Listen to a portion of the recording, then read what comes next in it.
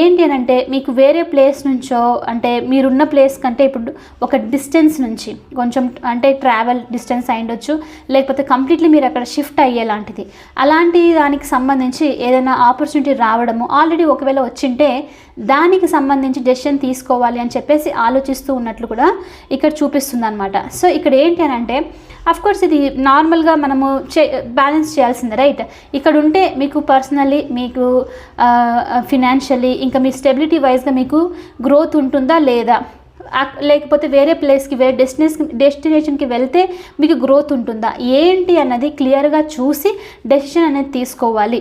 Temporary సిచ్యువేషన్లో temporary advantages ఏదో benefits ఉంది అని చెప్పేసి కనుక ఆగిపోతే మళ్ళీ లైఫ్ అనేది సేమ్ లూప్లో వెళ్తుంది అన్నట్లు కూడా ఇక్కడ మెసేజ్ అనమాట. ఓకే, సో కొంచెం క్లారిటీతో ఆలోచించి ప్రోస్ అనేది చూసి ఎక్కువ మీకు దేంట్లో అయితే బెనిఫిట్ వస్తుంది, కొంచెము పెయిన్ ఉన్నా పర్లేదు అని అనిపిస్తుంటేను అదే డెసిషన్ తీసుకోవడం బెస్ట్ అన్నట్లు కూడా ఇక్కడ మీకు మెసేజ్ అనమాట. సో ఇది వచ్చేసి మీకు ఫస్ట్ మెసేజ్ యూనివర్స్ నుంచి. సో బ్యాలెన్స్ మెయింటైన్ చేయాలి, కరెక్ట్ డెసిషన్ తీసుకోవాలి అన్నట్లు చూపిస్తుంది. సెకండ్ మెసేజ్ ఏంటో చూద్దాము. Universe please show me what is this second message for my collective. What is the second message for my collective? What my collective need to know right now? The high priestess, trust your intuition.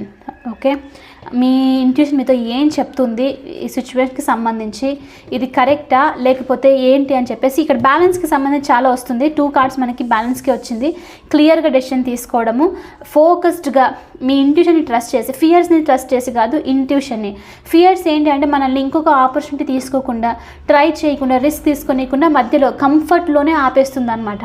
అంటే ఇంక ఇది already అలవాటు అయిపోయింది కదా, ఇక్కడే ఉండిపోదాం. Like జాబ్ది చూడండి, మీకు తెలుసు కొన్ని కంపెనీస్లో నేను విన్నాను, నాకు అంతగా తెలీదు. ఒక 2 years మీరు అక్కడే స్టక్ అయిపోయారనుకోండి, వేరే చోట చేంజ్ చేయలేదనుకోండి, ఏమవుతుందంటే మీకు గ్రోత్ ఉండదు. అదే శాలరీతో మీకు ఇంకా నేర్చుకోవడానికి కూడా దొరకదు, రైట్? అందులో నుంచి కొత్తగా ఏమి ఉండదు, అదే రిపీట్ అవుతుంది. అలా అని చెప్పేసి మీరు ఇంకా అక్కడే 2 years ఇంకా ఉన్నారు అని అనుకోండి. నేను జస్ట్ ఎగ్జాంపుల్గా చెప్తున్నాను. ఓకే, ఇది ఏ సిచ్యువేషన్కైనా సంబంధించి అయ్యుండొచ్చు.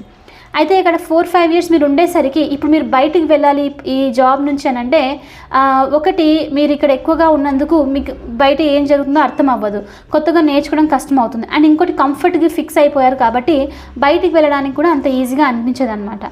సో అలాంటిది ఏదైనా ఉంటేను, ఫియర్స్ కనుక మీకు ఆపుతుంటేను, మీకు తెలుసు మీకు ఏది బెనిఫిట్ చేస్తుందో అని చెప్పేసి, బట్ మీరు ఫియర్స్ వల్ల, కంఫర్ట్ వల్ల ఆగిపోతుంటే మీరు స్టెప్ తీసుకోవాలి, మీ ఇంట్యూషన్ని ట్రస్ట్ చేసి ముందుకు వెళ్ళాలి అన్నట్లు మీకు సెకండ్ మెసేజ్ అనమాట. Okay, powerful psychic insights, reflection and meditation that provides valuable information.